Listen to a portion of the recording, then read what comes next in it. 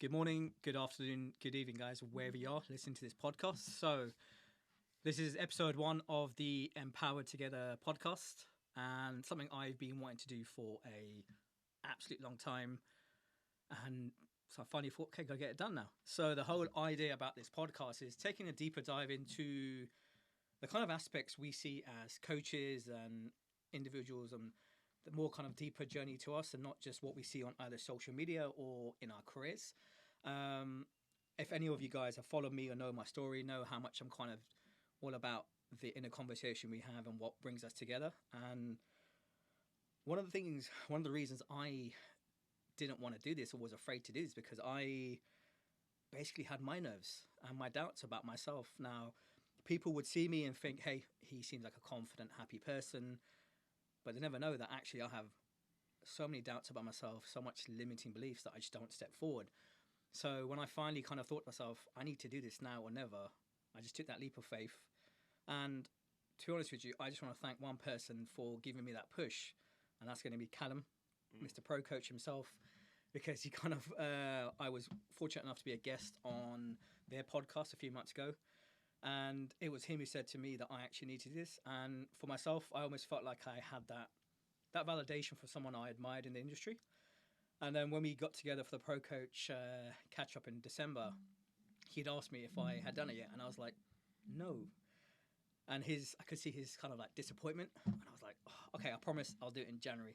So we shook hands on it, and it's actually on YouTube. So I was like, okay, I've got to be a man of my word. And one thing I'm kind of very big on is having your integrity.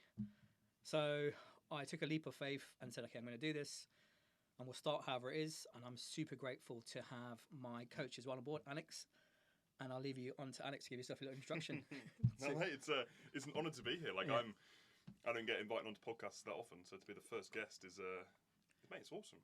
Yeah, I remember because with the one that we did on our channel on the Pro Coach one, it was such a cool day because the boys knew a little bit about you, and I kind of explained things a little bit at the same time. But it was fascinating hearing your first few minutes explaining about your journey, and just seeing the lads be like, holy shit. Like, there was just a moment, I remember you said everything, and it was almost like, obviously with your story, it's like this happened, and then this happened, and then this happened. Yeah. And there was just like 5 seconds of silence, but no one knew what to say. And I was like, yeah, this is this is what the man is all about. Well, for all you guys who obviously don't follow me or don't know much about me, I don't want to make this podcast about me, because this podcast is about the guests I get on board, because it's called Empowered Together. But in a short little snippet, I have had some interesting things happen to me in my 20s where I had to face my death twice. And it was moments like that that made me realise that I shouldn't sell myself short and that I had a lot more to me. However, I still had my limiting beliefs and still held myself back. And one of the topics, for example, I want to talk about today, and one of the things I think held me back, and still does to some degree, is the fact that as men, or as people in general, we go out into this world and we kind of search for this validation. So we go out there, get our careers, earn our money, chase women, and all these sort of things. But what we're looking for deep down is that approval from the one person we look up to most, and I'm assuming that is our fathers. I know growing up in a very traditional Indian family, I didn't get that from my father. Very tough guy, very much like if I did something, it was like, cool. It was never well done. So I know growing up, a lot of my limiting beliefs came from the fact that I never got that father's approval. So one of the themes I wanted to start off with this podcast on today was that, like, we see so much happening right now with men in terms of mental health. The suicide rates are at their highest right now. And even to the point, if we look at the fitness industry, we see so many more youngsters joining the gym, which is fantastic. However, that is not necessarily solving the problem for them. It's actually making it worse because they end up going down the route of taking PEDs, and the whole kind of mindset we have around like these devices now, social media. It's created this thing where we're still looking for that approval, and it's coming from people who don't actually really care about us, but we still try to get those likes and comments. So I know myself that I've been looking for that, for my father to say, hey, I'm proud of you, well done. But it was, I guess, a few years back, I realised that the only approval I needed was my own. And that's what got me into that deeper mindset that I was already good enough the way I was. And the fact that I'd overcome the things I did in my 20s made me realise I didn't need anyone's approval but myself. But I would also be lying right now if a part of me still doesn't wish to have that. So I wanted to start off this podcast on that theme. And I think I'll hand it over to you, Alex. Like, what do you feel? Did you ever struggle with that? How was your relationship with your father? And yeah, let's go from that. Yeah. Well, I think, to be fair, just on the point of validation, I think social media is a fascinating thing now because, as you mentioned, everyone's looking and seeking that validation, but everyone's in a situation now where it's almost thrust upon them too much.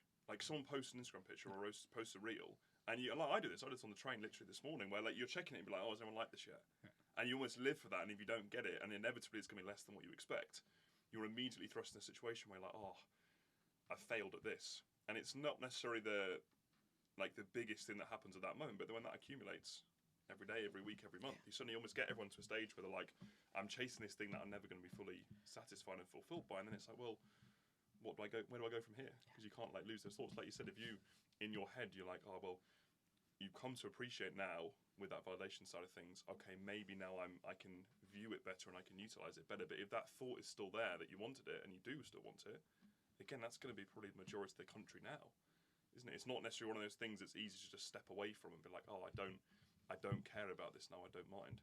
Yeah. But we've all been exposed to it far too much over the last few years. So then how do you deal with that now then? So this morning when you posted that reel on how to do a good over bent over row, so guys, check that out, by the way. You, bump my likes up, ironically. Catch him as Alex, the pro coach, me as coach by Indy. But how did you deal with that then? So you're coming into London on the train now, you've posted this video. How are you feeling when you're not getting those likes? Thank you for saying that I didn't get any likes. Wait, give me a second, guys. I'm just going to give him one. Yeah, there we go. Exactly. See, I've got to a situation with social media where I've always been a little bit against it, it sounds completely backwards because my job is predominantly online and I need to have a presence on there to be able to be good at my job. But because I also don't like it, I rebel against it a little bit at the same time. So for me, if I post something that doesn't do very well, I don't really care. Genuinely, because I don't sit there and be like, oh, my business is directly translated to how well this does. I'll post it and be like, well, I'm putting the content out there for people. If they want to watch it, fantastic. If they don't, I don't mind. But that's taken 10 years of being able to do that. And I think the worst I had it was when I first moved online and first moved away from Gym Floor PT, which was end of 2019, start of 2020. So that was also COVID lockdown time, where you spend loads of time at home. I'd come off the gym floor where it was like around people for 12, 14 hours a day, to then sitting at home in my room being like, well, lost. What am I going to do now? Yeah. Almost like sitting there just spending all the time looking at this little screen being like, well, hopefully these people are going to perk me up now because I can't do it myself. So that was my toughest point, but I think as I gradually over the last, now 4 years, I've been able to get to a stage where I can just attach from it a little bit more. But as I said, it's taken that time, it's taken a bit of practice, and I'm in no way perfect at doing it now. Like, I can't sit here and say I don't care about it in the slightest, because it is still going to have a bearing because it's my work. But at the same time, it's just getting to that stage where it's like, well, this doesn't actually matter in the grand scheme of things. Yeah. Like the opinions of people and the likes and comments of people that have no bearing on my life don't actually mean anything at the end of the day. It's so true. I mean, similar mindset to it. Like because I always kind of sought after this approval from the external world, like social media was a great place where you could always be like, oh, look at me, guys, look at, I'm doing this, I'm doing that. And I remember when the Instagram first started, I had a different account. So I used to be under the name of Reach_within, because my whole idea was that everything we needed was within us. So we'd reach within to get that. And I had a good following. A lot of my content was more around kind of self-development, my morning quotes. No one ever saw my face though, because I was too afraid to. Partly because I just wasn't confident with how I looked on screen and in pictures, because when we think of the fitness industry, we think of this image of someone who's kind of big, it's got this strong masculine energy, nice ripped physique, whereas I was never really driven to kind of bodybuilding. I started off as a powerlifter, strongman. I just wanted to lift heavy things. And so I was so unconfident to have myself on camera, to speak. So no one ever saw my face. But going back to what I mentioned about the interesting things I went through in my 20s, when I was 26, I went through a year of chemo, and I went from being 72 kg to 120. That was a massive knock to my confidence, considering I already felt low about myself. To then put on an extra 60 kilos of body fat made me feel absolutely crap. So it was only until I took a leap of faith in 2018 and moved to Australia, and I just isolated myself, trained, and I got absolutely peeled, that I felt confident enough to show my body, firstly topless, and my face. Because I let this external perception of myself be the reason why I did it. But then I also realized, okay, I'd posted that image. Here's a bit of self-love for myself. I had an awesome back double bicep shot, and it's still one of my favorite pictures. But after a moment, you're like, okay, you get all these likes on these comments, but then what is next? So then a lot of my that was an interesting experience for me, because then I realized how this continual search for this external validation will never be fulfilled. Yes. Because we'd set these goals of like, okay, I'm going to get 10% body fat, this arbitrary number. I got it. Loads of people praised me for it, but then what's next? And so then for me, then I was in this mindset of being afraid now of getting fat again, because I was always a fat kid. This was like 2018 was the first time I'd seen abs in my body, you know, and seen striations in my back. So then that got me into a deeper kind of mindset of, okay, I need to now maintain this physique, which I didn't realize was actually causing me more harm than good. So I think what changed was I started to realize that even if I post myself topless, and don't get me wrong, like when I get the most hits and comments when there's anything like topless, and I think that's just the nature of it, because it's a very visual thing. But I started to think like, why do I really care about the opinion of these people who don't actually know me, and probably don't really care about me, because they like my comments, they're hoping I like them back. You know, because we see this, don't we, where someone will follow you and then unfollow you, and it's like, what are we doing? So what I'm trying to get at is how me getting leaner taught me how I could continue trying to maintain this physique, go out there, post all this stuff, now feeling more confident because I looked the part. But did that really solve my problems? No. Because I would always think then, okay, I need to maintain that leanness, and then no one would accept me when I got fatter. And like right now I'm in off season and I'm not nowhere near lean. And like when I send my check-ins to you, for example, some days I feel absolutely crap about it, because again, I'm not nowhere near some of the level of the clients that you're training or the people associated with Pro Coach. My shoulders are nowhere near that level yet. My physique's not there, and it can make me feel crap as much as I feel confident. But I also realize that's my journey, you know, and that's my kind of, and everyone's got to start somewhere. So for me, I think what I'm trying to get out of this point here is that, coming back to what I said earlier about the only validation I needed was my own, and realizing that, you know what, if I think comparison is probably the worstest thing we can kind of have. Just because it puts us into this frame of like, you're never good enough, this and that. But the truth is, we can never be like someone else. I can't have a physique like you or any of your clients, because they have a totally different makeup, you know, their story, what they do. So it's like owning who you are as an individual and realizing, instead of knocking ourselves back, why don't we start to focus on what actually makes us great? And I think for me as an individual, I realized what made me great was, yeah, I'm a great coach. But what made me good was the fact that all my life, I'd made a promise to myself to be some sort of hope to others, crying out to be heard. And I did that, and I lived it. I don't like to talk too much about myself, because I think you should have an air of humility to you. But I know I was always that one that people can count on, be there to lift others up, because I know what it's like to be in a deep, dark hole, wanting to take your life and feeling like there's no hope. So I made this my kind of purpose as a coach. And as my coaching philosophy isn't just around physical transformations, it's the emotional side of it. So coming back to my original point, the validation. If we go back to now, like me, when I post on social media, I post something and I'm like, cool. Someone likes it, someone doesn't, it's fine, because my measly 800 followers don't dictate my value and my worth. And hence why this was an idea to do this, because I kept holding myself back thinking, hey, I can't speak properly, I stutter, I use filler words, blah, blah, blah, blah. But you're like, you know what, mate? There are 100 million excuses to not do anything. But sometimes you just got to take a leap of faith and start somewhere. So this is where we are now, episode 1 of the Empowered Together podcast. And I know that I can take this forward. And one of the main things for this is to build a community of people to come on board, to talk with you about the things that we don't actually, you know, afraid to talk about. Because I think when we see an image of a big muscular man, you think, yeah, he's probably got his stuff together, he's disciplined, he's got to be stoic. But there's so much more to them.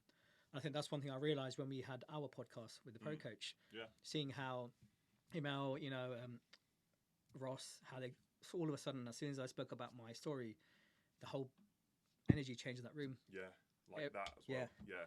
And because I look at all the coaches and I admire them, I think they're the best of the best. Mm. But then when you hear Ross's story, for example, of what he's going through, and Mel and his, how he had lost people to cancer in his family, you're like, they're just like us. Yeah. Yeah. you Which know. suddenly humanises everyone, doesn't it? Yeah. And I think sometimes you need those moments for you to be able to step back and be like, actually, everyone has this stuff going on. Yeah. No one speaks about it, which isn't necessarily a problem. As long as you realise that no one's speaking about it, you don't kind of look at someone, put them on a pedestal and be like, well, they are absolutely perfect. If I'm not absolutely perfect myself, then I'm a failure. Yeah. Because that's where comparisons is worse, because we never compare ourselves, do we, to someone that's actually on a similar keel to us. You always have someone that you're looking up to where you kind of go, look, that's the person I ultimately aspire to be like. I'm nowhere near them yet. And that either makes or breaks you, where you either go, well, okay, what do I need to do to get there? Or is it a case of, I'm never going to be able to do that, I'm not going to bother. Yeah, it's true. And you have to use it the right way. Well, Yeah. that's another word I love. It's pedestal, and Mm. I'll always use word about how we do that. We put people on pedestals. There's that quote, isn't it? Like, don't ever meet your heroes because you Yes. realise they're just like you. Yeah. And this is what we do in life in general. Like, especially with social media now, Mm. all we see is a snippet of someone's life, and it's always the best shot, isn't it? Yes. Yeah. Because unfortunately, that's what we want to see. Yeah. It's the You know, interesting stuff, arguably. Yeah, when we look at physiques, we see them on stage or when they're at their leanest, and everyone's like, I want to be like that. But you don't know the journey behind it and actually what's taken to get there and the hard work, determination, the sacrifices. Mm. I know I don't necessarily want to be like a big time bodybuilder. I don't ever want to be that big, Yeah. because the sacrifice needed to get to that is not worth it for me. I'm in a space now where I want to settle down, have kids, and create a future. And I'm not saying that you have to go down the route of PEDs and stuff like that, but if I was to fully commit to that journey of becoming someone who competed, then I'd have to kind of potentially go down that route. And I'd have to be fully in the space now where I'm like, this is just my focus. Yeah. So when I look at these physiques now, I think they're absolutely amazing. But again, it comes back to focusing on what my journey is and not worrying about what's going on there. And I love it. Whenever I see someone winning, succeeding, I'm like, well done, because life's about lifting each other up and not being like, I wish I was like them. Because, cool, we could be like them, but then it takes away from who we are. Yeah. Like, I think, what is it? It's that quote again of like, you're born to be original. Why do you want to be like someone else? So again, coming back to this whole theme of this podcast of empowering each other together, it's how can we pick on our strengths and say, okay, why are you bringing yourself down, or what's holding you back? Because there is so much to you that actually makes you great. Yeah. So I'm going to leave you on to that and say, like, what makes you great, Alex? Like, what do you think your strength is as a... Yeah, and I'll actually answer this question Yeah. rather than asking me the first one and going on to a different thing. So, see, I think mine's an interesting one as well, because I've been in the industry now for about 10, 11 years, and I've kind of through that time almost tried to fake different personalities. When I first started out, I was like, I'm just going to be me because I don't know anything else. I've got no comparison. I'm just going to do what I want to do type thing. And then as I progressed through that and I kind of looked up to people a little bit more and was put in environments like obviously being at UP, where I was like, this for me is now the pinnacle of where I want to get to. And I need to be exactly like the people who are very successful here. To the point of, for example, like being more cutthroat with speaking to people and with almost a little bit more detached in conversation with people and not being friendly with people because that wasn't what they did. And I got to a stage where I was like, okay, I'm going to try and do that for a period of time. Did it for 6 months and I hated it. And I was like, this isn't me being me, it's just me faking it. Like people hopefully will pick up this a little more as we speak about stuff. Like I'm the kind of person where, say in a PT session, like, you're doing a set. Between that, we're going to chat about random things. Like I'm going to talk to you. You might have mentioned last week that you're going on holiday in 6 months' time. Let's talk about where you're going to go for food. Like all these different parts. And I think the most pivotal part of my journey in that career has then been moving towards that and actually looking at it as being like, look, I'm a nice dude. I get on with people relatively easily. I might as well take advantage of that. It'd be stupid not to. And for me, that's probably one of my biggest strengths. Like being able to be in a conversation with a new client or a prospective client, be 2 minutes into a conversation with them and they suddenly feel incredibly comfortable. But I had to go the opposite way of faking, making them feeling uncomfortable to then be able to step back into that probably over the last 2 or 3 years. And I think in the industry these days, it's actually a massively underappreciated part of what we do, because like we're in an industry where education is vitally important, experience is vitally important, all these different things. But if you can't speak to people, you can't get on with them, and you can't get them to like you, good luck type thing, because you're not going to get anywhere. It's not actually going to help you. And if you do have that skill about yourself, then suddenly you're like, well, I can do whatever I like to do now. Well, it's true. Like, I mean, obviously, when we look at the industry as a whole, the vast majority of coaches have a similar system. You know, we haven't got this groundbreaking formula that's going to get you results quicker or whatever. But it's pretty much a similar system we use, but people buy into you. Yes, as an individual. Yeah. And obviously some people want that kind of tough love approach and someone who's kind of just really hard nosed with them.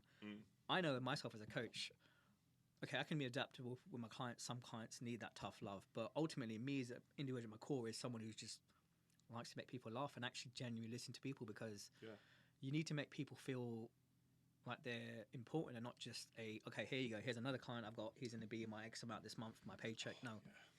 You know, it's an individual, because if I think about a lot of people I've trained over the years, obviously they all come to you and they're like, Lean, I want to start, get off Lean, I want to go for a transformation or whatever. But what's the real reason behind it? You know, why do they want that transformation? Why are they not happy with their body where they are at the moment? Because I'm sure you've experienced this when you've got people to that photo shoot condition, stage condition, but they're still not happy, are they? No.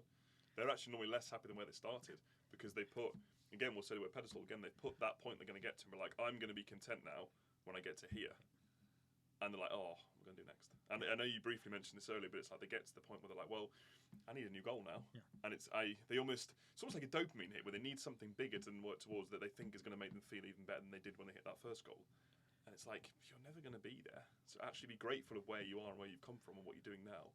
Well, I mean, it's that cheesy line that the fact that it's never really the destination, it's the journey. Yes. You know, and it goes back to my theme I thought of today about how I'll be seeking that approval from someone we never got when we were younger, or someone we don't have now. Yeah. Because if I look at the root cause of my issues in my life, it was that.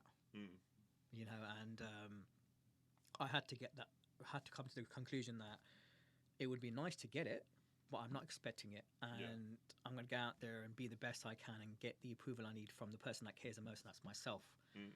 So, and this is something I try to instill with clients about how, okay, I know we can get you shredded or lifting X weight or be ready for an event or pain-free, but we also need you to be in a place where you accept yourself, where you are first, because I know I'll get you to your destination, but if you're not happy at then, what was the point of that journey? Yeah, exactly.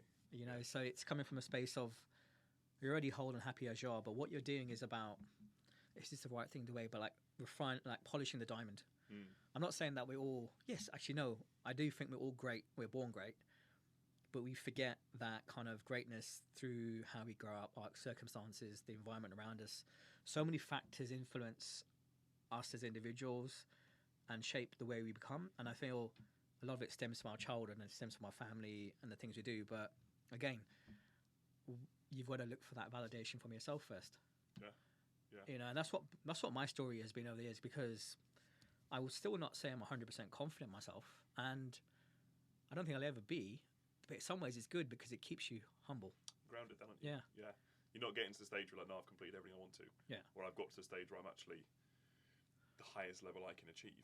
Because you've always got enough to chase. Yeah. As long as that's not done in a negative context where you're like, I'm awful, I need to be better at this, which obviously isn't in your sense. Like, no, I've got this thing I want to work on. I feel like we can strive for more, because I would, the way I'd put it is like, I'm content in my life, but I'm not fulfilled. Yes. Fulfilled in the sense that when I know that the world is full of abundance, why not experience it? I don't need to go on another holiday now. I don't need to fly business class. I don't need to wear expensive T-shirts. But if I can access it, why not? Yes. You know, but it doesn't mean like my happiness or success is dictated to these external factors, because I'm more than happy to just carry on as I am, waking up at 4:30 in the morning, doing my clients, training, coming home to a family, and that's it. Yeah. But so I'm more in that space of like, set your goals, set your intentions, but don't let them be the reason for your happiness, the reason for your love and success, because no amount of money is going to make you wealthy if you don't feel wealthy already. Yes. No woman or man is going to make you feel loved if you don't have that love already. And no amount of like things like the latest phones or whatever, your gadgets and trinkets are going to make you happy if you're not happy. So we've got to be before we are. So we've got to be the kind of what am I looking for? We've got to be the very thing we seek before we attain it. Yes. Yeah, we have to understand it as well. Yeah. You know, so that's what I'm like, again, coming back to the thing of approval. So if we can expand upon that, I'd say is like, Mm. I know I mentioned to you like, how was your relationship growing up with your parents and your father? And expand Yeah, upon that. So I come from a relatively traditional family. So I grew up in the north. So my parents actually initially met. Both lived down south separately. So my mum is originally from Bath for the Southerners. Dad's from Cornwall. They both worked abroad in Gibraltar. Met out there. Came back. My sister actually was born out there, and they came back. Had me in the Northumberland Hexham way, and the life that we lived was always a very good life. Like, we were privileged in the sense of we had a nice house to live in. We were always comfortable enough with everything. Like, we were able to get, like, when it came to like birthdays and Christmases, like nice enough presents. Like, we were never the wealthiest family by any stretch of the imagination, but we were also not at a point where we were having to worry about things. Kind of like in that middle ground type thing. And my dad's a really interesting one because his dad, so my grandfather, I can't remember because he died when I was 2 or 3. He was in the Navy. He was military for his entire life. So obviously, my dad's upbringing from him was very militant with certain things. It's a case of you go about your life this certain way, and then you don't veer from that type thing. Not in the sense of like this is the career path that you take, but this is how you conduct yourself as a human being and as a man. And really interestingly, that then trickled down to me a little bit at the same time. Like, my dad was, I wouldn't have said anywhere near as strict with things as my granddad would have been with him, but equally because he'd had that instilled with him at the same time, he was the same. And we've always been close, but we've always been a little bit detached at the same time. Like, we're not the kind of father-son relationship where we're going to give each other like massive hugs and we're going to be like cuddled up on the sofa type thing. But I don't think many father-sons are like that these days. But equally at the same time, he would support me in everything that I was looking to do. Like, the most supporting, loving father ever, just in a slightly different way that he'd show that. And it's interesting, it's only been very, very recently that, like, we go and see my parents, give mum a hug, and then I give my dad a hug as well. It always used to be like, nope, handshake, how you doing? Like, kind of almost like overly formal with things because that's what he was used to. Like, I'm a proper hugger, but it was never that relationship where that was going to be the case. And from a validation standpoint with him growing up, like, he was the kind of person where if he gave you a compliment, he meant it. He wouldn't not give you compliments for whatever reason, but if he said something that you've done well, you're like, I've seriously done this well. Like, I can picture a couple of times when must have been like 11 or 12, we'd be playing on the PlayStation together. Cause that's what we always used to do. It was the best thing ever. Like, we'd sit on Gran Turismo, like race cars around tracks together and stuff like that. And there were a few moments I can remember where he'd compliment me on something that I'd done. Because I was like this younger kid, didn't really know what I was doing. Like, he'd do a lap, we'd be in first place, I'd do a lap, we'd be in last place, and we'd like alternate type thing. And he gave compliments, and I was like, oh. And it was almost like a surprise where I was like, oh, that was pretty damn good type thing. Because I don't normally get told that sort of thing. So there's always, I think there's probably always been that side of things there from my side where I'm like, oh, that's the man I want to impress. That's the one I want to live up to at the same time. Not to chase those compliments, but also because I understand how much of a big thing it is when I get them. And he's the most hardworking man I've ever met. Like, he's the ultimate dad in that sense where I can, but look, that's what I want to aspire to be like because I want to live my life like him. Like, he's very, when it comes to like caring for his family and supporting his family, he will do anything he possibly can to do that. Like, he's like, they're going to be supported forever. Like, it doesn't really matter how that happens, they're going to be supported type thing. And that's kind of trickled down to me now where I'm like, oh, now I'm a little bit older, I get that. Yeah. I kind of understand it, and I also now do pretty much the same thing. Like, if you look at mine and George's relationship now, so George has been my girlfriend, so I look at kind of like, look, what do I want her life to be and what do I want to be able to do for her? Not necessarily in the sense of like, I'm going to force her to do this and like make her live a traditional like male-female couple like relationship type thing, but what do I want to be able to provide for her because my dad's done that for us. And it's almost like this thing that's probably going to move now generation to generation to be like, well, this is how we live our life as Gates men. We all work a stupid number of hours. We all support the people and love the people around us. And that's probably never really going to change. So that's been a fascinating relationship and probably one I've never actually really spoken about before. Like, it's only really when I've met George and started speaking to her about stuff that I started to kind of actually talk about it because like it was always there, like in the background, it was always like the relation that we always had. But we never chatted about it. Like, we'll never speak about emotions. We'll never speak about anything kind of deeper than surface level. What made you talk about it with her then? What was it about her that made you feel comfortable enough to be vulnerable? Interesting question. I don't know. I don't think it was necessarily comfortable to be vulnerable. It's just she was the first person in my life that had ever actually asked me about it. Genuinely, like, because it's like mine and my dad's relationship is in no sense like abnormal or anything like that. It's just I said it's probably very similar to quite a lot of fathers and sons around the UK. It's just one of those ones where it's like, oh, actually talking about this is pretty cool. Like, going into him as a man is fascinating to learn more about. And I said because I think because I'm older now. Like I had an ex-girlfriend where we were together for 3 or 4 years and we never spoke about it. But I think I was at a point in my life then. I was 18, 19. Where I just didn't get it. I wasn't emotionally aware to know actually this is what the relationship is about. Yeah. That was just kind of always how things were, and it was never really going to change type thing. But as George and I have spoken about things, it's been really like interesting to speak about and be like, oh, this is actually what happens now. How has that strengthened your relationship then? With my dad? No, with Georgia and actually with your dad, both of you. Yeah. With George, massively so, because I always find anytime you have those sorts of conversations with anyone, you've immediately got that bond. It's like a shared experience. If you go through something together, you're immediately like brought together a little bit more. Whoever that person is, like, it could be something in school, it could be sitting on a train and you have a train crash. The person next to you, you're kind of bonded with that. But when you've already got a relationship with that person, it just strengthens it more and more and more. And I'm not sure about with my dad because we've never actually spoken about it.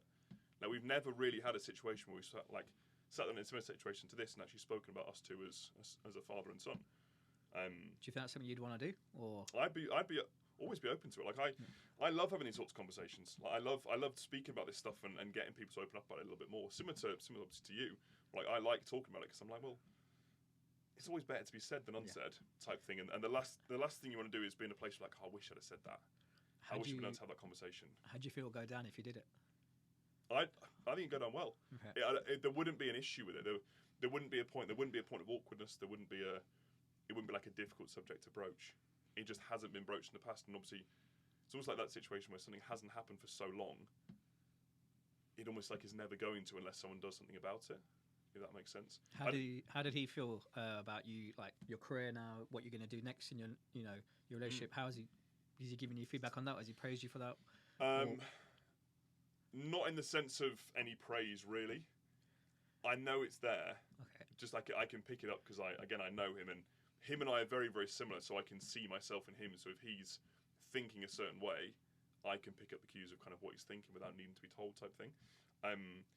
So for context, so for people listening, George and I move into Sydney next Wednesday. So 5 days' time we fly to Dubai. So by the time this comes out, we may well be in Sydney. More than likely will be, yeah. Yeah, hopefully on the beach. Hopefully a bit more of a tan. I think when we say goodbye to everyone at the airport on that Wednesday, that's probably when things will come out a little bit more. With both parents, like I know both mum and dad are incredibly proud that we're going, and they've openly said go and do it because they met abroad. They've always said if you get an opportunity to go and travel, if you get an opportunity to travel with someone, like do it. Because I remember actually, because I moved to Sydney in 2018. A similar thing in the sense that I remember leaving my parents at the door, and my mum was very like traditional, typical Indian mother, very over mothering, very loving. So I could see that she was going to miss me because she obviously standing there in tears. But what I experienced for the 9 months I was there was I was receiving more phone calls from my father than my mother. Yeah. And him being like, okay, come home now, it's fine, you've had your trip. And that's when we realised, it was another experience for me to see his other side because he was raised as a very you got to be the tough man, show no emotions. And then what we see is a typical sort of masculine man. Same thing, if he was to praise me, I knew it came from a genuine place because he wouldn't normally do it. But yeah, it's interesting that because same thing, that's when I lived in Sydney. He was actually one of the reasons I did come back because he was one that often on the phone was like, okay, you've had your fun now, come home. And I'm like, no, I'm trying to build a life here, isn't it? But eventually I did come back because I realised, what I really cared about was here. And I think I got back a year before COVID. And in hindsight, if I'd stayed there and I was there for COVID, it probably would have been still away from. Still with it potentially. Still with my family, without my family. So it's a good thing, and it was the best thing I did. But I could see from that experience. But he still won't say that was a good thing for me to do. And actually, he'll turn around and do his father thing and be like, "You couldn't make a life out of there." I'm like, "Hang on, but you remember you were the one that told me to come back." But yeah, that's the way of us. I guess him trying to keep that father figure thing alive, of that masculine energy, and not talk about the emotions. And I think another thing about having this podcast is the fact that I think. Do you feel like it made you feel like less of a man speaking to your other half about your feelings? Oh, good question. No, but previously it would have done. Like a few years ago, 100%. Why? Like, I was always one of those people that wouldn't speak about things. Not that I would necessarily. Well, I was going to say not that I'd avoid them. I would avoid them, and I even just wouldn't be able to talk about it.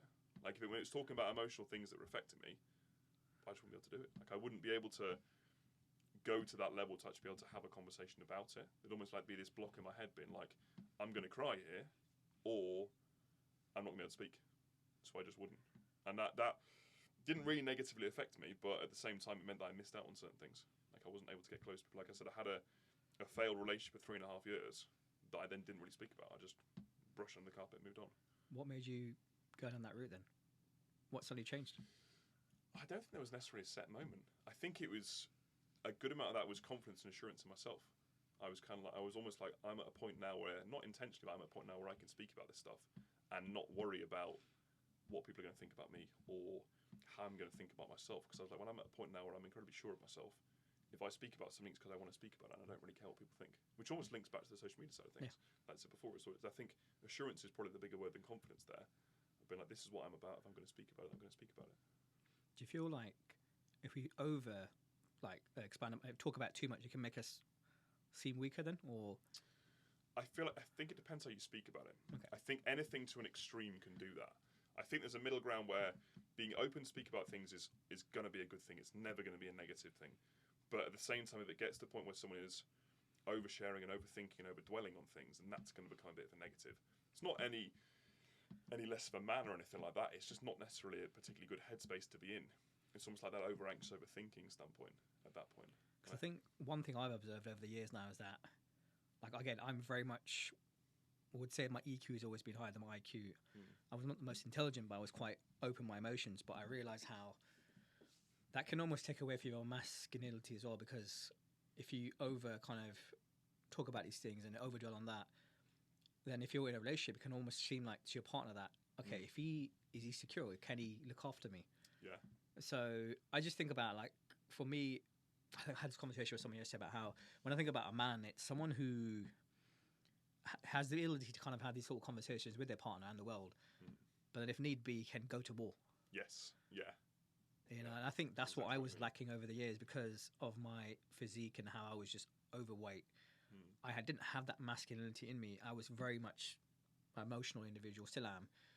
And again, getting lean made me realize that masculinity. But that's when I, for myself, come to that conclusion of, like, men definitely need to talk about this stuff. But at what point does it become too much and take away from their core principles of, I guess, what it means to a man? And obviously, okay, I might be going down another rabbit hole here, but we're in a space now where women are very empowered, out there doing their thing, and I think that's amazing. Yes. You know, and a lot of men do struggle with the fact that, okay, what else can they bring to the table then? Yeah, yeah. It was like the interesting question I heard in a podcast recently was, would you be concerned if your wife or other half earned more money than you? There are a lot of men that would say yes. Yeah. I'd be like, no.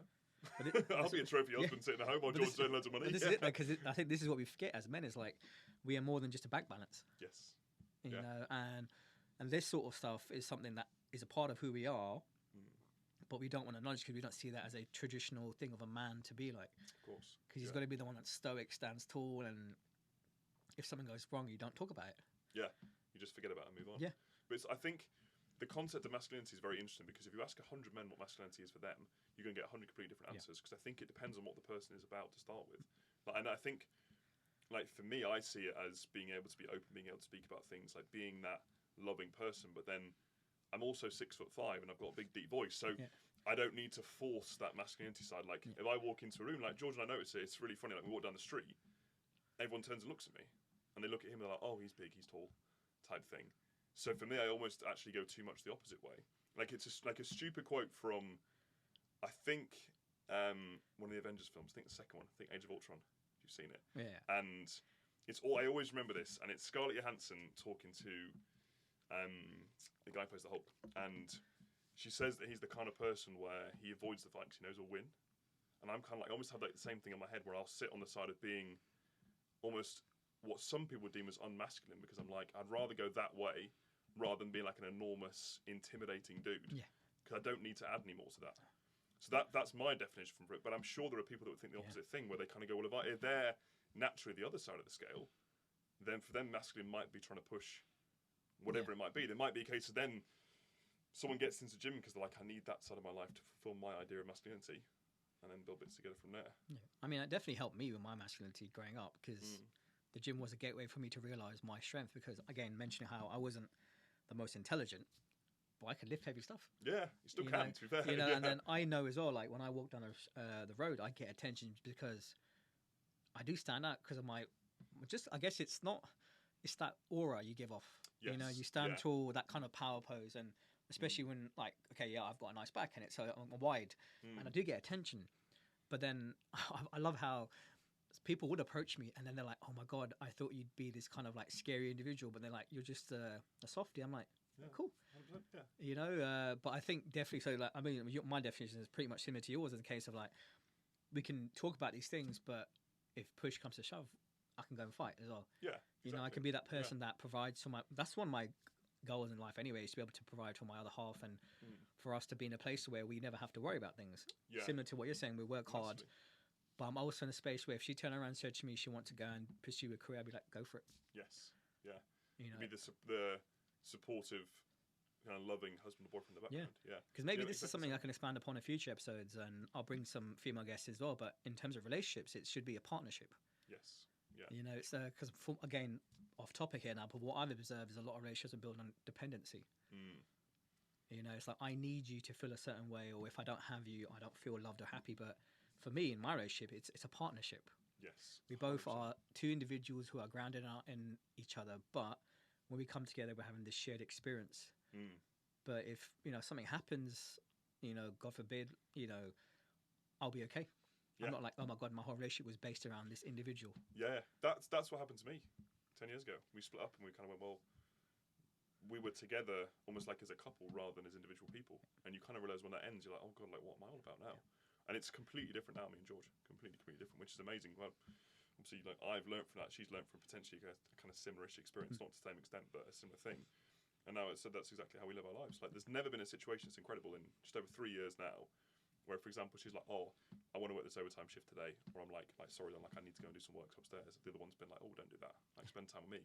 Because it's not that we don't want to spend time together in that exact situation. It's like, look, you need to do that for you. You go ahead and do it. Yeah. And it's just that support there that you know is in the background. Well, we need those boundaries, don't we? Yes. Because otherwise, if you're just someone literally 24/7 stuck together, then it's like it's suffocating. Yeah, exactly. And you start to go against each other because it's naturally like if you're on anyone 24/7, you get to the stage where you're like, give me a break here. Yeah. And I think if it's in a relationship, it's even more times 10 because you feel bad for wanting to do that. Yeah. You're like, we should love each other. Why do I not want you in the room? Yeah. And you get to that point where And like, this isn't good. it doesn't take away from that love if you want to go and have a little training session yourself or see your friends. Yeah. You shouldn't feel this obligation that I need to always be there, because it's like, again, if something happens, because I mean the truth is like you can have the perfect relationship with someone, but the fact is always like one of us is going to die one day and that's life. Yeah. So how are you going to cope then? So Exactly. we need to have our own, again, coming back to being a man, it's like you gotta have your own identity first of who you are as an individual. Yeah. Like my mission statement isn't to meet a woman to then become a man and that's my purpose in life. No. Yeah. I met my partner on the back of me doing my career and doing what I love, and it's someone now sharing my journey with me. Yes. But I've still got my journey. Yeah. She's That's just not going joined to it. change. That's not going to change. Yeah. Yeah. You just get to experience these things together. That's it. Yeah, it's- and that encompasses everything, doesn't it? It's specific parts of your journey, but it's also the other areas of your life that you're like, actually, I've got someone to be able to experience this with. That's it. Yeah. Like me and George going to Sydney. Yeah. I still would have done it, and she probably still would have done it. We would have travelled and done different things if we'd never met. But now we get to do it together. Yeah. We get to do those things together. Like, again, it's that shared experience that brings us even further together. Like, we're going to come back more than likely and be like, well, there's probably not going to be a closer couple in the entire world, I would imagine, because we've done this. That's the one thing I missed when I went. I travelled a lot in my 20s by myself, and I loved it because I'm very much.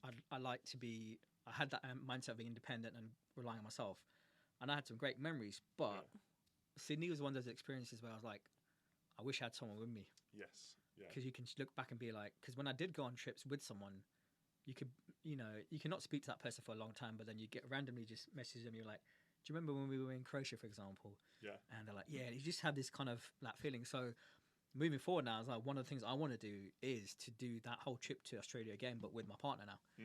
Yeah. And then similar things. It creates that relationship. Definitely makes it better because again, you could be with each other here now every day, whatever. But when you're in a foreign country, and it's just you two together. Yeah. It's a good not test, but it's a good exercise in seeing the strength and resolve of your relationship as well. Yeah, and how you can adapt. It's like living together. It's like adapting to things. So, how long have George and I lived together now? We just over 18 months. And I think the biggest test for us was, could we go into living together and still be separate? Yeah. And like I said, people almost see separate as a negative word. Yeah. It's like, it's not at all. No. Like, for example, yesterday, like we had a big old film day at Cal's. I think I left the house at about 5:30 because I was like, I'm going to go and train beforehand and then get there.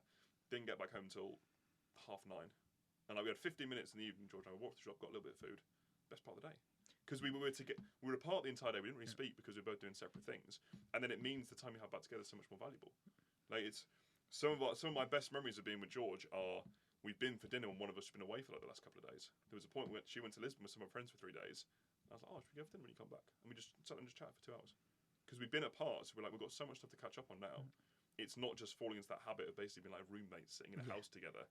Because like we haven't got anything to speak about here because we don't have our own separate lives to talk about. So another instant tangent on that as well is you look at coaches in the fitness industry. How many couples are actually like male or female coaches? How many of their partners are also in the industry? Because I don't think it'd actually be that many. No. I think like one of the best things about Georgie is that she's very into fitness, she's very into health, she's very into that lifestyle, so she understands how much I want to do that, and she's able to be a part of that with me. But she works in NHS. Yeah. I come home from work. Sorry, I come home from work. I come downstairs from my office. She comes back from work, and we speak about her day. We speak about my day, and we've got different things that have happened. It's not just like, oh, did you see this thing on Instagram? This person's done this, bikini athlete or whatever it might be. They've done this. We're like, yeah. Well, sure. I mean, okay. even the people I've dated in the past, my image was always to kind of date someone who trained, was into fitness, and I've had partners who did that. Until I realised that training's about me. Yes, it's your time. Yeah, like obviously my partner now, she is massively into like her nutrition, biochemistry. She's super intelligent, but she doesn't care about going to the gym, and she doesn't get all happy like I do when I see like a certain brand of kit and this and that. She's like, whatever, you know. And I realised because it's about me. Yeah. You know, because then as well, because again, it's having that your identity. Because then I guess when you're a couple and you both do the same thing, it's like then what is the separation? Yes. What do we do that's unique to each other or unique to ourselves? Yeah. It's a bit boring when one of you is both of you are prepping together and you've got to have your little Tupperware with you, and it's kind of takes away from the experience. Whereas now it's like I do my thing, and she will never fully understand why I want to go to certain gyms and why I'll travel to certain gyms to train. Yeah. But she doesn't have to. I was going to say, as long as she supports it, that's the biggest thing. This is what supportive over understanding. And that's the key word, is supporting. And it goes back to me saying how a relationship's a partnership. Yes, yeah. And like, I'm so grateful to have her in my life because she's very much like, I don't have to worry about her. You know, she'll be like, oh, if you want to go and train, cool. You know, there's never this thing of like, okay, ring me now, or I need you, are you? She's like, cool. She just cracks on with her life. Yeah. And again, it comes from the fact that she's very grounded in herself and understands herself. And I'm super grateful to have that energy. But it took me a long time to, I guess, attract that kind of individual into life. Because again, I go back to the point of how we often attract a reflection of who we are into our world or the things we are.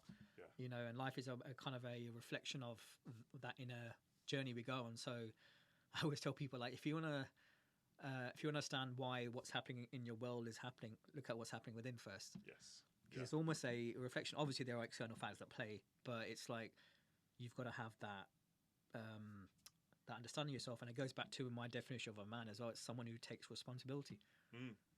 Yeah.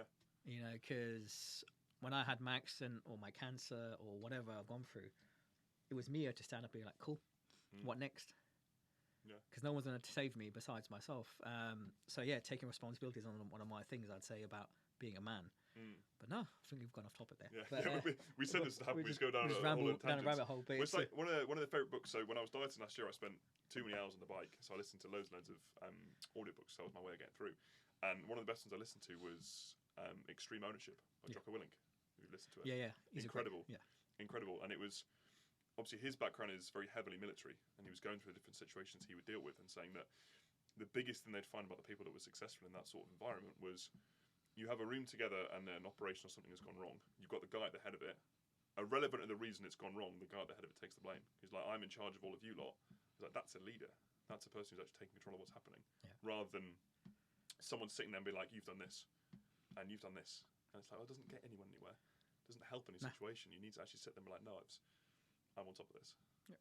And that actually instantly crossed over to coaching as well. Yeah, it's true. Doesn't it? Like, people are paying us for a result. And there are going to be certain situations where potentially that client has moved away from what you've told them to do. But if your first port of call is always to blame yourself and look internally, like, what could I have done to actually help that person more? You're probably going to get them onto the right path pretty quickly, rather than things getting a little bit lost. But this is, again, in a coaching relationship, it's that you've almost got to both take responsibility as well. Because I feel, again, like it's as coaches, we that's why we need to see our clients as more than just clients. Yeah. You know, like I could be like, obviously when I check in with yourself, it's always pretty streamlined, pretty good because I tick the boxes. But then if I'm sure if I have an off week, you're like, hey, what went wrong? Yes. Yeah. The why. Yeah. Why has it happened? Yeah. And it's again, the first thing you probably say, the thing is like, what did I do wrong here? Mm. But with me as an individual, like, cool, I got to take responsibility for the fact that, okay, last week I went to have, or 2 weeks ago, I went to have a pizza on top of my honest burger that I normally have. And it resulted in me having a slightly fluffier check-in, but cool. Didn't matter. Yeah, a week later, it was gone. You were back to normal again. Yeah, and it's true, and it's And you again, enjoyed the pizza because it was nice. yeah, indeed. That's the But most again, important it's part, like it's not having that fear to say to a coach, okay, look, I did mess up. Mm. Because I think, I don't know if you've experienced, but I know a lot of clients when they check in, they don't want to. I know that something's gone wrong here. Yeah. Yeah. But now it's been a great week. I did my cardio, I did my training. Now something's gone wrong. Like, own up. Yes. Tell me. Yeah. You know, because then again, it just strengthens the relationship as a coach. Yeah, man. So responsibility is another thing I'd say as men we need to have, because if you can't rise up to challenge and basically own whatever's happened, then you're never going to really move forward. No, you always get stuck in that. Yeah. And that with male clients is way more prevalent than female clients. There are a lot of blokes whose ego gets in the way of them saying, I've actually done this wrong. Because in their heads, they're like, well, I've still been doing everything perfectly. I'm still doing this as you want me to do it. And you're like, yeah, but you're not, because you've moved away from it. But they're almost stunted by that fact they can't say it. Yeah. What if that goes back to that same thing I started off with, that approval from the father? What if it was, or not even the father, just the parents in general, or someone saying to them, you effed up here, so you're in trouble. So they associate that same sort of fear or anxiety or trauma with you, with a failed check-in. Yeah. You know, maybe it's that. So hence why I think about, we need to have a deeper dive into the clients and actually get to know them and don't just see them as, all right, mate, here's a check-in every Friday. Yeah. Speak soon. Yeah. You know, like I have some clients. I have one of my clients currently. He will message me every day, but I've got no problem with that. Because he also respects the fact that I will reply back when I can. He's not sitting there waiting for the message, but I know he needs a bit more support than the other clients. I'm like, cool. Yeah, great. Because I've seen how me giving him that extra time has resulted in a near enough check-in every week for him. You know, and all it takes is extra minute of me to drive an extra bit of message or an extra voice note. Yeah, which takes no time in the grand scheme of things, does it? You know, so no time at all. Well, I had a conversation with a girl a couple of days ago. So it was a really nice girl who'd been referred on from someone I used to work with at UP, and she didn't know anything about online coaching. She didn't really know kind of how everything worked, and I was speaking to her about it. And she asked the really interesting question not many people ask is, well, what's the max amount of clients that you work with? Like, how many clients do you work with now? What's the most you could work with? And I was saying it's 50, because I find for me, if I go above 50, and this never actually happened, but it's kind of like the prediction where I think I get to. If I went above 50, then I'm forgetting things suddenly, and then clients are becoming a number. Because I like to be able to do it where, and you may have seen this in Feedback Days in the past, if you said something the previous week that might not be anything at all relevant for you, it doesn't really mean anything, but then the week after I can remember that random small thing and be like, oh, this happened last week, da-da-da-da. You watch through your video and you're like, oh, he cares about me. Yeah.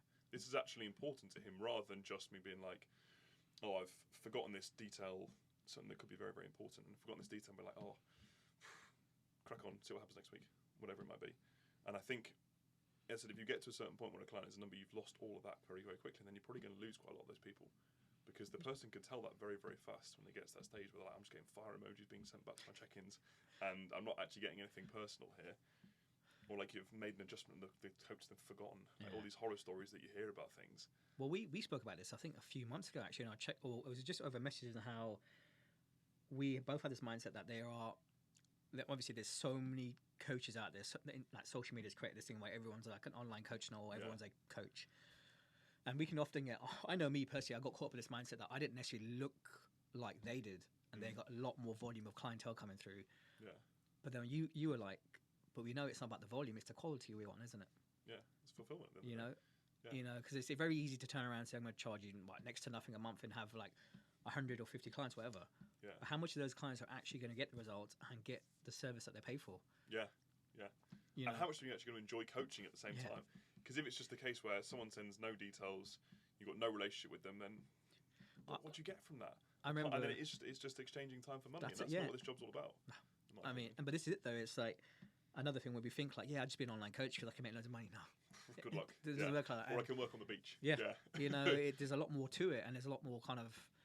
I often think being an online coach is a lot more harder than being an in-person PT. Yes. Because you then require a greater level of skill to coach someone through whether it's a Loom feedback or WhatsApp or whatever. Because in person you can correct them in terms of cues, however they are, give feedback there and there. But when it's over a message or emails or whatever, it's a totally different art form. Yeah.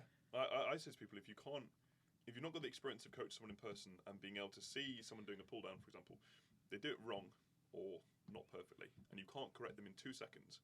You can't see it, know what they need to do, and tell them how to do that. You've got no chance writing that down in words. No. Like, good luck. Yeah.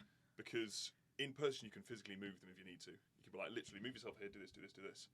But people rush to go into online and they're like, oh, I can sit, I can work on the beach. You're like, you good luck with that. Yeah. Like, so we're, for context, obviously, we fly next Wednesday. We then have 6 days in Dubai, 3 days in Singapore, and then we get to Sydney. And my biggest thing is, like, my level of service is not going to stop at all. Like, everything will be exactly the same. Like, feedback responses will come out in the same, like, 2-3 hours maximum, whatever it might be. And that's going to mean there are certain situations I'm sitting on a plane doing feedback videos. Or George, her dad and her stepmom go out for dinner, and I'm like, sorry, guys, I need to work for this period of time. It's like, that's the reality people don't think about. Yeah. And the kind of thing that people go, well, I'll just ignore that. I just want to do this for a job for money. What is it, though? We see, again, go back to what you said earlier, we see the snippet of someone's life. Yeah. There are a lot of online coaches who are fortunate enough to be sitting on a beach in Bali or Dubai or whatever. Yeah. But you're not seeing the background work of the waking up early, the list of check-ins, the feedback, thinking about the programming next and what to do, and especially if someone getting ready for a show, the stress of that. Yes. Yeah. You know, so well, we went to Mykonos in October. So that was me and George, Cal and Hannah, Ross, and then Zoe, who's Cal's peer, now actually MD of Pro Coach, and her boyfriend Aaron.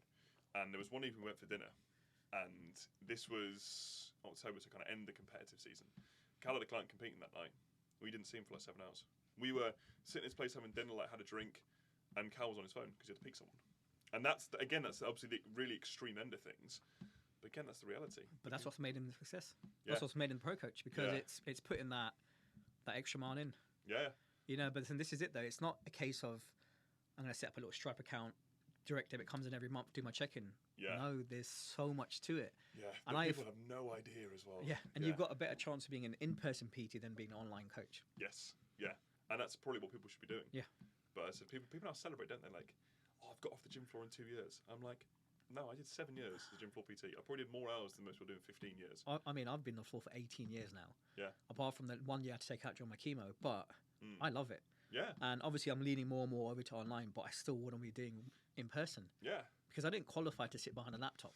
No. I would have got a job in, I don't know, some whatever career like that, but I love coaching. Yeah. You know, and yes, I see the benefits of being an online coach and be able to provide for people who can't afford one-to-one. But my bread and butter is always going to be in-person coaching. Yeah, and it's an art form. Yeah. I always say to people. You know, and you can tell when someone's really damn good at it because you can just watch them immediately. Like, that person is a coach, that person's a trainer. That's it. But this is what I mean. Again, there's a difference between being a coach and a PT. Yes, yeah. And you can tell when you go to, I don't know, you go train in a different gym and you see the classic PT sitting on a bench on his phone. Clients doing something horrendous and they're like, yeah, just do 3 more. Yeah. And you're like, what the hell are you even doing? But again, you know what? Like, Why? I don't want to judge people, but yes, we're right. You know, but the thing is, though, again, how do you define a good coach? If that client is happy with the service, then yeah. Well, it's like the whole thing. I said when we were at UP, we weren't allowed to be friends with people. We weren't friendly with them at all. It was the opposite of the rent-a-friend type coach or trainer. And I was like, that's allowed sometimes. Your bread and butter, more than likely, as a gym floor PT, is people you've been trained for 5-6 years. And they get you a Christmas present every year, and you're best friends with them, and you might go for dinner with them occasionally.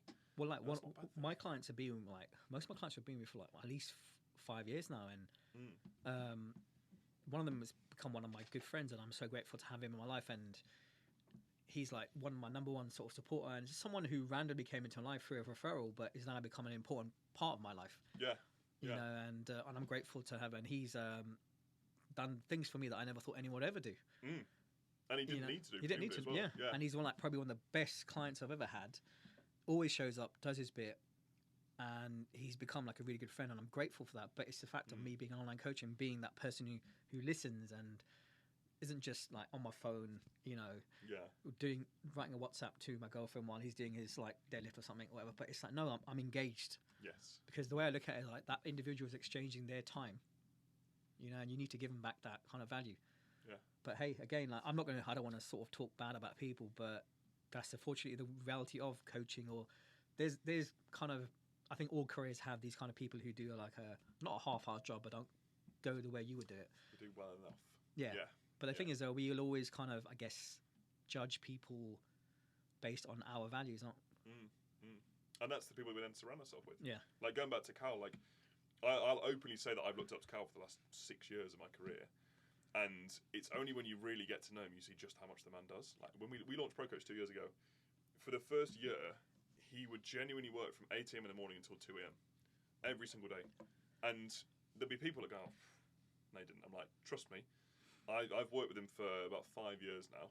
Like I've never seen a man do so much work in my life and actually be able to handle it." And it's unbelievable to be able to see. And you go, that's obviously not saying everyone needs to do that, but to be able to hold himself at that level, there's no surprise he's the level he's at now and has had the success he's had. But we would both agree that there's no arrogance to him about it, is he? The exact Probably the most opposite. humblest guy You you've would met. never ever know, which is incredible. Like we were all around his house yesterday. He was like, "Guys, anyone want this? Anyone want this?" Just happy chatting away. So like, "Come on in, come play with the dogs." Like, Well, even when we did our podcast, like, doesn't know me, you know, he just took a leap of faith on you saying, "Okay, let's get Indy on for an episode." Yeah. You know, he could have been like, "Nah," you know, because let's be honest, obviously the whole Pro Coach YouTube page is all the athletes and their stuff. Yeah. And now you've got this kind of not random video, but this video of it's totally out of the context of what that page represents. So he didn't have to have me on. Yeah. But he did. Yeah. Yeah. It's You know. crazy, isn't it? But I think what we find is like the people who do succeed and put that hard work in, they want to foster that in others as well, and they want them to grow as well. There's never, from what I've observed, like one of my core philosophies has always been in life is like, there is an infinite amount of abundance in this world. I want to see people succeed because I've never had this scarcity mindset. Yeah. If I can have this career, then if someone turns around and says to me, "I want to be a PT," I'm like, "Go for it." Yeah. I mean, I'm not going to turn around and say, "Your dream is bad." Yeah. Just You're don't going to do take my clients. Yeah. Yeah. Go out there and do it because at least you can say you tried, innit? Yes. It goes back to doing this now. I was like, I was so afraid to do this, but I'm like, just do it. Well, look at you an hour ago and we were about to start recording. Yeah, there you go. Like, You know, what we're going to say is my intro. And I was like, "Indy, we'll just talk. It'll We'll be just fine." talk, you know, and hopefully you guys have stayed on for the rest of this kind of thing. I mean, not just being like, these two guys are just rambling on, you know, of what we're supposed to be care talking about his dad. That's it. Yeah, mate, forget him. You know what? All Indian fathers are tough. Deal with the Indy. I'm sorry you went through some trauma. That's life. So I was like, no. I still remember. I wish we'd got this on the recording when we did the Pro Coach one. Yeah. And you did your Indian accent at the start. Okay, I wish we'd have got that in there because it was so good. You know what? I would do it, but I don't want to, because we all know well now, if I say something, I might offend someone. So I'm not going to go there. There's going to be complaints regardless. Yeah, but you know, whatever we do, someone will hate you, someone will love you, and if they Yeah. hate you, that's their own insecurities they're projecting onto you. Absolutely. So yeah, I will not have the Indian accent today because I'm not going to end with that. But ask for a special request and then. Yeah, that's it. But I think that is a perfect segue to end this conversation and say thank you guys for tuning in to this first episode. Please share, likes, give me feedback. Let me know what you want to hear about because this space is not, I guess for now, there's no real kind of, it's just the beginning of something. The whole idea of it is to bring each other together, to build a community where we can all feel empowered and see where it goes. So please let me know your thoughts. Let me know what you want to see on this. And for sure, I'll be doing more episodes. Alex, if you want to end with anything. No, I was going to say thank you for having me on. Yeah. It's a genuine honour to be the first guest, and I've spoken about things, and hopefully you'll find the same thing with other guests. I spoke about things that I've never spoken about to anyone before, apart from George, who's the closest person. There you go. That's the whole point of this, is to be vulnerable. Yeah. Where can guys find you? So on Instagram, Alex_Team Pro Coach, or the Team Pro Coach page. Everything is on there. We've got a website now. By the time this is launched, we also have an education company just launched called the ICM as well. So lots of cool bits going on there. Correct me if I'm wrong, but there's a few live in-person events through Pro Coach this year as well, aren't there? Yes, so we have 3 seminars lined up for February, March time, and there's also a few back in this year as well, potentially kind of August, September time, because there's a month where George and I are back in the country, so we've got a few bits being lined up as well. So for any in-person stuff, which obviously is I prefer, to be honest, because you get to meet and chat to people. Anyone who's around, it'd be an honour to have them there as well. Well, if anyone is looking for a great coach, Alex is your man, definitely. And you, to be fair. Well, yeah. And you. Just got to think about anyone's looking for a great coach.